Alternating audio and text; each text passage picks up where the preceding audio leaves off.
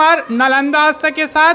तो अभी आप देख रहे हैं जो मेरे साथ बैठे हैं अमित चौरसिया, जो एक नालंदा दस्तक के संपादक भी हैं और एक नालंदा डिस्ट्रिक्ट से उभरते हुए सितारा भी हैं। आप इनका चैनल देखते ही होंगे नालंदा दस्तक, जो अभी उभरता हुआ सितारा नालंदा डिस्ट्रिक्ट से इनको माना जाता है। तो अभी मेरे साथ हैं और मैं बहुत खुश भी हूँ इनसे मिलकर, और पहला मुलाकात इनके साथ हुआ था। तो सर से हम बात करेंगे कि ये जर्नी कैसे स्टार्ट हुआ था और आपको कब से ये दिमाग में आया था इस तरह का सेवा करने के लिए। तो सर अपना पहले परिचय दीजिए। धन्यवाद सुमित जी, मेरा नाम अमित चौरसिया है और अक्सर आप हमें नालंदा दस्तक के यूट्यूब चैनल पर देखते होंगे और सोशल मीडिया के हर एक प्लेटफॉर्म पे हम मतलब कि एक्टिव रहते हैं। और आपका जो सवाल है कि हम इस क्षेत्र में क्यों आए, ये सर, तो मैं सबसे पहले आपको बता दूं कि मैं पत्रकारिता नई दिल्ली के IIMT कॉलेज से अपना मतलब कि इसी वर्ष पूरा हुआ है, और उसके पहले मैं 12th और 10th गाँव में ही रह करके पढ़ाई किया था। सबसे बड़ी बात है सुमित जी कि इस क्षेत्र में कोई भी एक भी ऐसे पत्रकार नहीं है जिनके पास डिग्री है। यस सर, ठीक है। मैं दिल्ली गया, वहाँ पे 3 साल लगन से अपनी पढ़ाई की और पत्रकारिता जो होता है वो पूरा किया। जर्नलिज्म का आप कोर्स किए थे? हाँ, जर्नलिज्म का मैंने कोर्स किया बाकायदा। यूनिवर्सिटी से किया सर? मैं चौधरी चरण सिंह यूनिवर्सिटी से किया है। 2018 और 2021 बैच का स्टूडेंट हूँ।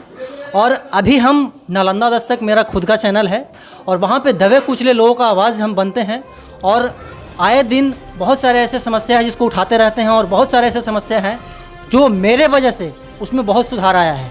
पहले अगर देखा जाए तो जब पंचायत सभा चुनाव हो रहा था तो उस समय मैंने मुखिया जी के प्रति एक शो चलाया और वो बहुत पॉपुलर हुआ, उसमें लाखों लाख व्यूज जाते थे।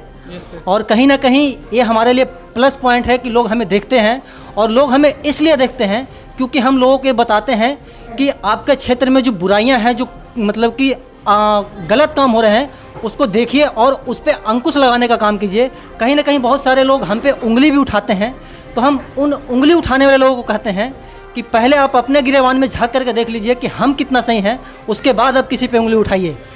सर ऐसा तो होता है, क्योंकि जो आगे बढ़ता है तो लोग पीछे कुछ लोग भोगते भी रहते हैं, ऐसा होता है। लेकिन सर हम आपको ये जर्नी कब से स्टार्ट हुआ था, मतलब कब से सोच बना कि आप इधर, तो हम समझ रहे हैं कि नालंदा डिस्ट्रिक्ट से सर आप उभरते हुए इस तरह का यहाँ पे कोई भी इस तरह का कोई संपादक नहीं है, लगता है फर्स्ट टाइम आपका चैनल चल रहा है और आपका इधर बहुत ही पॉपुलर है। लोग सारे लोग वीडियो आपको देखते हैं, क्योंकि हम जहाँ जहाँ भी घूम रहे हैं वहाँ पर आपका नाम चर्चा है, सबको नाम आपको बारे में पता है कि अमित चौरसिया कोई हैं जिनका आपका जो आवाज़ भी सबको अच्छा लगता है, वीडियो भी अच्छा लगता है। और सबसे अच्छा बात है कि जो आजकल जो आपका मुहिम चल रहा है स्कूल के लेके, ये हम लोग जानते हैं बिहार में सबसे ज़्यादा दिक्कत का स्कूल के लेके, क्योंकि एक एजुकेशन ही एक ऐसा माध्यम है, एक ऐसा वेपन है जिसके द्वारा लोग कुछ भी कर सकते हैं। बड़े बड़े दिग्गज लोग भी एजुकेशन के थ्रू ही पहुँचे हैं। लेकिन जो आपका ये मुहिम चल रहा है, जिससे हम आपको बहुत तारीफ़ भी करना चाहते हैं, लोग भी देख के तारीफ़ कर रहे हैं कि स्कूल में आजकल पढ़ाई नहीं हो रहा है, शायद सिर्फ पेमेंट लिया जा रहा है। तो सर आप इस स्कूल का जो मुहिम में भी चला रहे हैं, शायद ऐसा कुछ चला रहे हैं? देखिए, जैसा कि आपने बताया कि हम जहाँ पे जाते हैं वहाँ पे आपका चर्चा होता है, तो हमारा चर्चा नहीं होता है। मैं आपको बता दूं कि वो मेरा काम का चर्चा होता है। जब तक हम अच्छे काम नहीं करेंगे तब तक 4 लोग अच्छे नहीं कहेंगे। बुरा काम करता है तो उसे पूरा दुनिया लोग बुरा कहता है, लेकिन अच्छा काम आप कीजिएगा तो वो लोग आपको अच्छा कहेंगे, जो मतलब कि उससे कहीं ना कहीं एक प्रकार से समाज में अच्छाई मतलब कि प्रसारित होता हो। जैसा कि आप बोल रहे हैं कि स्कूल का जो मुहिम चला रहे हैं, मेरा स्कूल का मुहिम चलाने का एक ही मकसद है, जितने भी इस्लामपुर में शिक्षक माफिया उनको हम चैलेंज करते हैं कि वो सुधर जाएं। नहीं सुधरेंगे तो मेरा नालंदा दस्तक का माइक जिस प्रकार चल रहा है उस प्रकार चलते रहेगा। और ये शिक्षक माफिया हैं वो अपने आप को मतलब कि दबंग समझते हैं, एक ऐसा मतलब कि वो माइंड सेट बना लिए हैं कि बहुत सारे शिक्षक ऐसे हैं इस्लामपुर में, मैं दावे के साथ कह सकता हूं कि बहुत सारे सरकारी शिक्षक ऐसे हैं कि वो हाजिरी बनाते हैं, और हाजिरी बनाने के बाद इस्लामपुर में मुर्गा दारू चलता है। उन शिक्षकों को हम सावधान होने के लिए बोल रहे हैं कि वो सावधान होकर के बच्चों को आप उचित शिक्षा दीजिए, नहीं तो जो भी उचित कार्रवाई होगा उन पे हम अपने चैनल के थ्रू करवाने का काम करेंगे। और उन सभी बच्चों के साथ, भविष्यों के साथ जो खिलवाड़ कर रहे हैं, उनको भी हम ये कहना चाहते हैं कि आप बच्चों के साथ खिलवाड़ नहीं करें, नहीं तो हम आपके साथ खिलवाड़ करेंगे। और बहुत सारे ऐसे शिक्षक हैं जहाँ पे हम गए हैं, वहाँ पे जाने के बाद बहुत सारे ऐसे स्कूल हैं उसमें बहुत सारे सुधार हुआ है। ये हम जाने के बाद जब हम आते हैं तो वहाँ के ग्रामीणों को द्वारा बताया जाता है कि अमित जी आप आए, उसके बाद से स्कूल में बहुत सारा सुधार हुआ है। ये तो बात सही है सर। जैसे हम फील्ड में भी जा रहे हैं तो देखते हैं कि जैसे आप फर्स्ट टाइम जाते हैं, दोबारा जाते हैं तो बहुत चेंजिंग होता है। टीचर भी रेगुलर आते हैं, स्टूडेंट भी रेगुलर आते हैं। तो ये हम आपको ये पूरी बिहार वासियों से भी आपको धन्यवाद देना चाहते हैं कि इस तरह का मुहिम स्टार्ट किए, और हम चाहते हैं कि इसको कंटिन्यू रहे, और कोई भी तकलीफ आए तो लोग आपको हेल्प करेंगे। हम आपसे जितने भी दर्शक लोग देख रहे हैं कृपया कोऑपरेट किया जाए, और इनका चैनल को भी जितना सब्सक्राइब करें ताकि ठीक रहे। और हम लोग सर, तो एक और भी क्वेश्चन था आपसे कि इस तरह का सोच आपको कब डेवलप हुआ कि मतलब इस तरह का समाज में किया जाए, क्योंकि समाज में ऐसे लोग को मिलना बहुत ही मुश्किल होता है। क्योंकि आप देख रहे हैं बिहार में कितना जनसंख्या है, लेकिन कोई भी इस तरह का मुहिम नहीं उठाना चाहते। जब भी कोई मुहिम उठाते हैं तो उसके कुछ ना कुछ पीछे लोग आ जाते हैं, कुत्ते लफोंगने के लिए, या उसको बोल सकते हैं वो आपको पीछे घिंचना चाहते हैं। तो सर, ये आपको दिमाग में कैसा आया और कैसे आप अपना लाइफ पर स्ट्रगल कर रहे हैं? बहुत सारे लोग आपके पीछे होंगे। देखिए सुमित जी, जैसा कि आप बोल रहे हैं कि स्कूल का जो मुहिम है वो कैसे शुरू किए, सही? हाँ, ये कैसे दिमाग में आया? स्कूल का जो मेरा मुहिम चालू करने का सिर्फ एक ही उद्देश्य है कि ग्रामीण एरिया में बहुत सारे ऐसे स्कूल हैं वहाँ पे ढंग का शिक्षा प्रोवाइड नहीं करवाया जाता है। दिल्ली एक है, केजरीवाल सरकार, वहाँ पे बहुत सारे ऐसे प्राइवेट सेक्टर के जो मतलब कि बहुत बड़े बड़े पूंजीपति हैं वो गवर्नमेंट स्कूल में पढ़ाना चाहते हैं बच्चों को, और बिहार में जो ऐसा स्कूल का सिस्टम है वहाँ पे सरकारी स्कूल से नाम कटवा करके प्राइवेट स्कूल में पढ़ाना चाहते हैं। तो कहीं ना कहीं ये वो दर्शाता है कि सरकारी स्कूल में पढ़ाई नहीं होता है, और ये सत्य है। मैं दावे के साथ कह सकता हूँ कि टीचर 12 बजे आते हैं और 2 बजे चले जाते हैं और अपना खाना पूर्ति करने के लिए कुर्सी तोड़ते हैं और वेतन उठाते हैं। तो सिर्फ वेतन उठाने से काम नहीं चलेगा, बच्चों को उचित शिक्षा दीजिए। जब तक समाज में शिक्षा नहीं होगा तब तक समाज और देश का विकास नहीं होगा। कई लोग बोलते हैं कि आप शिक्षा में सुधार करके क्या कर लेंगे। अरे शिक्षा में सुधार होगा तो पूरा देश मेरा सुधर जाएगा, पूरा समाज मेरा सुधर जाएगा। लोग बोलते हैं कि शिक्षा सुधार करके आप क्या उखाड़ लेंगे। शिक्षा जब तक नहीं सुधरेगा तब तक देश का विकास और भविष्य नहीं संवर सकता है। क्योंकि ये जो पूरा इंडिया का जो विकास है वो पूरा शिक्षा पे ही टिका हुआ है। क्योंकि एक शिक्षा एक ऐसा वेपन, एक ऐसा हथियार है जिससे विकास हो सकता है। तो सर, हम आपसे ये भी पूछना चाहते हैं, ये बिहार सरकार कोई भी सुन रहे हैं कि सर आप दिल्ली सरकार देखिए, बिहार सरकार, दोनों तो सरकार ही चला रहा है, लेकिन दिल्ली सरकार का जो एजुकेशन मॉडल है या स्कूल का जो मॉडल है वो प्राइवेट स्कूल से भी कई गुना बेहतर है। क्योंकि हम तो दिल्ली में ऑलरेडी रह चुके हैं, वहाँ पे देखिए प्राइवेट जितने भी सरकारी स्कूल है जहाँ पे गार्डन, आपका पूरी आपकी लाइटिंग का व्यवस्था, LED कैमरा, सब कुछ व्यवस्था किया हुआ है। लेकिन बिहार में ऐसा क्यों नहीं? बिहार में क्या पैसा का दिक्कत है या क्या दिक्कत है? देखिए, जहाँ तक आप बिहार और दिल्ली को कंपेयर कर रहे हैं तो दिल्ली के सामने बिहार जो बोलता है ना कि भाषा फेंक करके बिक देगा, बाहर करके, उसका भी तुलना नहीं कर सकता बिहार का शिक्षा व्यवस्था। नीतीश कुमार कहते हैं कि हम अपने एजुकेशन पे करोड़ों करोड़ रुपया का बजट हम पेश करते हैं वो बजट पेश, लेकिन वो बजट ज़मीन तक आते आते बिचौलियों को पॉकेट में मतलब कि बंटवारा हो जाता है। कहीं ना कहीं BDO, CO और जो शिक्षक माफिया हैं, इस्लामपुर के शिक्षक माफिया हैं, जो नालंदा के शिक्षक माफिया हैं, जो बिहार के शिक्षक माफिया हैं, उनके पास ही सीमित रह जाता है, वो धरातल पर नहीं आता है। अगर धरातल पर आने लगे वो सारा बजट का रुपया तो दिल्ली से बिहार भी कभी कम नहीं हो सकता है। तो सर, इनका कहना था कि दिल्ली से भी बिहार आगे जा सकता है, और हम लोग इस सर भी कोशिश कर रहे हैं इसके मुहिम को आगे बढ़ाने के लिए।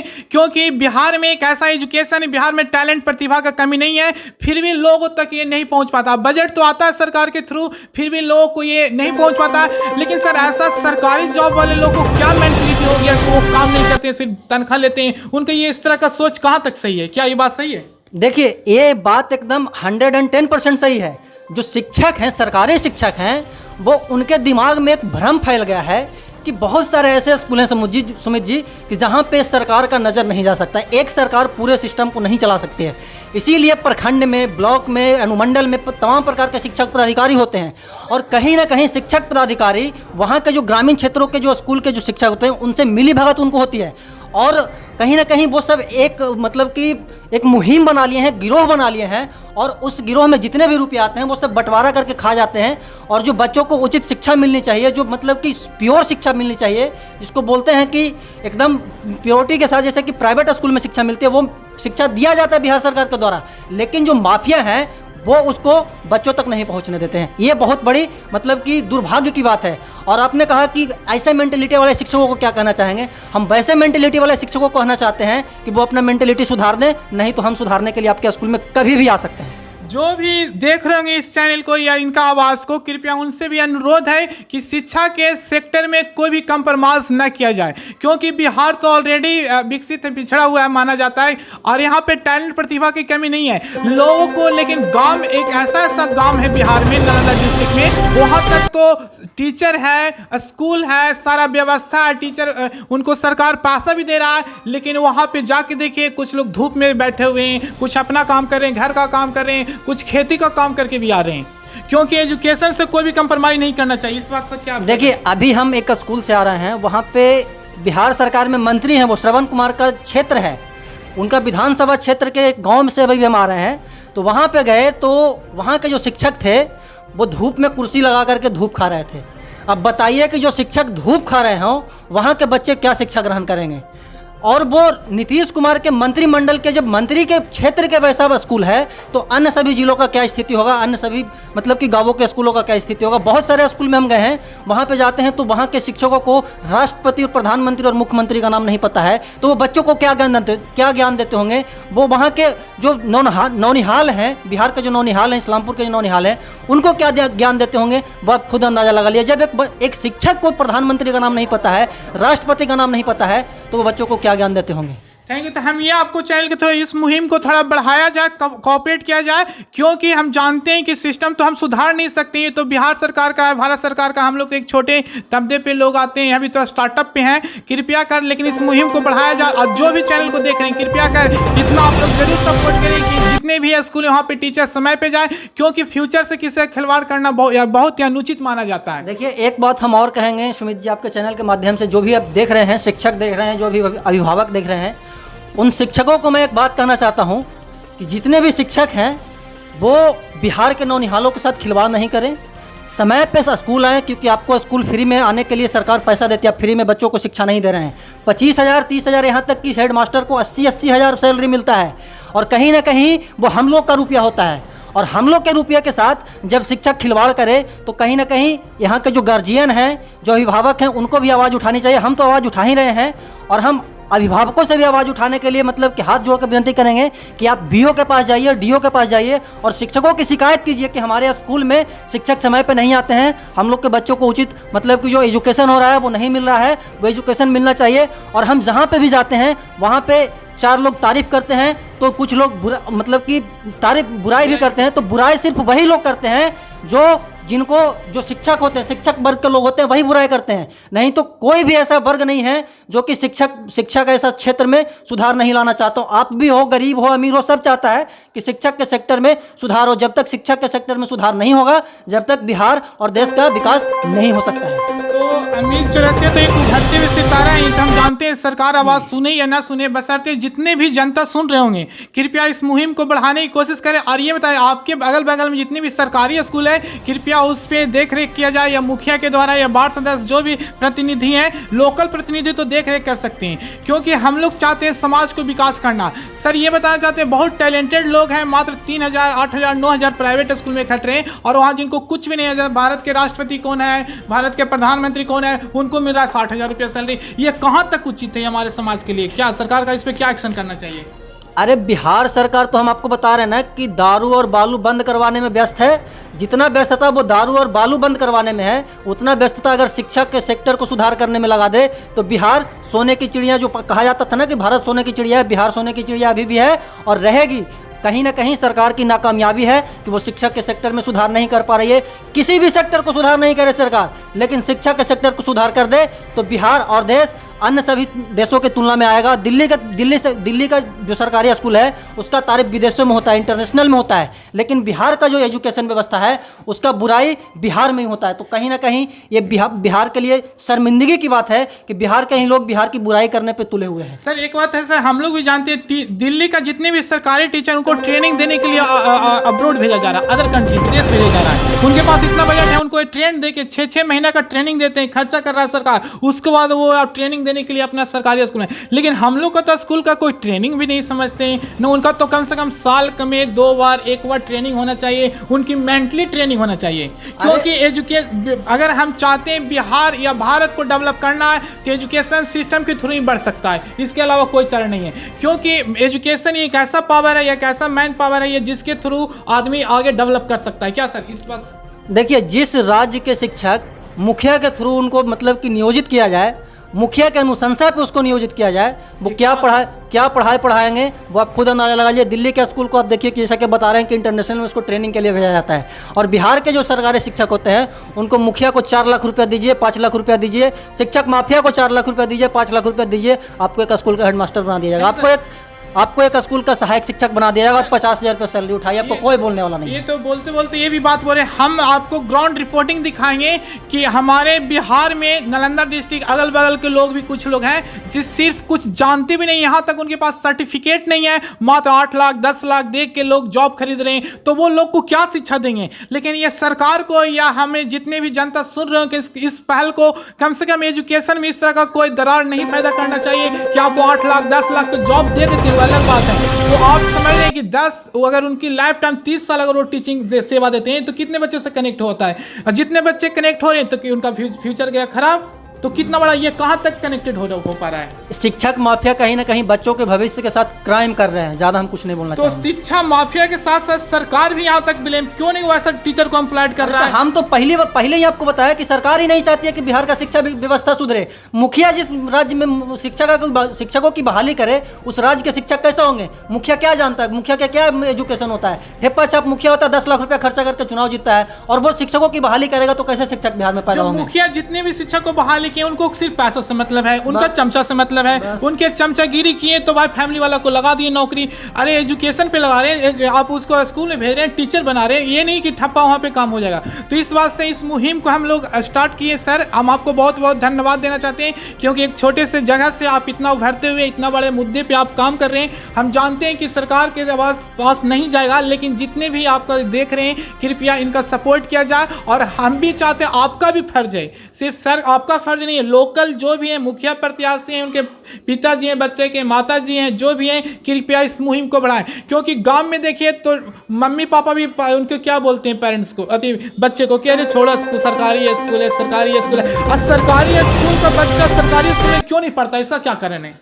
सरकारी स्कूल का बच्चा सरकारी स्कूल में इसलिए नहीं पढ़ते हैं, सरकारी स्कूल के शिक्षक अपने बच्चों को सरकारी स्कूल में इसलिए नहीं पढ़ाते हैं क्योंकि वहाँ पे उचित शिक्षा प्रोवाइड नहीं करवाया जाता है, क्योंकि वहाँ पे बच्चों को देख रेख नहीं किया जाता है, इसलिए वहाँ पे बच्चों को नहीं पढ़ाना चाहते हैं। तो भारत सरकार ने या बिहार सरकार ने ऐसा सरकार आप टीचर को बहाली क्यों किया? जब वो अपने बेटे को भरोसा नहीं है कि स्कूल में अगर एजुकेशन दिया, तो बिहार सरकार ने क्यों इस तरह का बहाली किया? जब बिहार सरकार के जितने भी एम्प्लॉयड हैं जो वहाँ पे पढ़ा रहे हैं टीचर, उन्हीं को भरोसा नहीं कि स्कूल में क्या पढ़ाया जाएगा बस सर, तो इसका मतलब क्या होगा? अरे बहुत जितने भी मंत्री हैं, जितने भी विधायक हैं, जितने भी मतलब कि नेता हैं, जितने भी अभिनेता हैं, हम उनको चैलेंज करते हैं कि वो अपने बच्चों को प्राइवेट स्कूल छोड़ करके सरकारी स्कूल में पढ़ाइए।